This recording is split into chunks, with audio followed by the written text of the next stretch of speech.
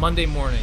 Fresh week, fresh start, and brand new opportunities. I spotted this perfect trade, but then I was deep in the red, and instead of cutting my loss, I froze, hoping, praying. On Tuesday, I was too scared to take a trade, and on Wednesday, I forced setups and took an even bigger loss. Does this sound familiar? Well, to tell you the truth, every great trader has been there. The difference is, the best traders know how to handle losses and come back stronger. Losses aren't just a part of trading, they are trading. If you don't learn how to handle them, you won't survive in this game. In today's 2-minute drill, I'm breaking down 3 powerful strategies to manage losses, protect your mindset, and stay in the game for the long term. Roll the clock. Tip number 1, accept losses as the cost of doing business. Think of trading like running a business. A business has expenses, rent, salaries, inventory. In trading, losses are just another cost. Your goal isn't to avoid them like your ex avoids you. It's to keep them manageable and within your risk tolerance. You need to have big wins and small losses to see consistent profits. Tip 2, review, don't regret. Every loss has a lesson. If you're willing to learn, instead of beating yourself up, analyze the trade. Was it a bad setup? Was it poor risk management? Emotional decisions? Review, adjust, and move forward. Regret won't make you a better trader, but reflection will. Now wait, before we jump into tip number 3, if you're a beginner trader and you don't know where to start, I created a free step-by-step beginner's guide to help you get started. I'm gonna leave the link in the description. Okay, now moving on to tip number 3. Control your risk like a pro. Risk management is everything. Set a stop loss, never risk more than you can afford, and size your positions correctly. A single trade should never wipe out your entire account. The traders who survive are the ones who manage risk, not chase rewards. You need to understand that losses are a part of the journey, and the key is learning, adapting, and staying in the game.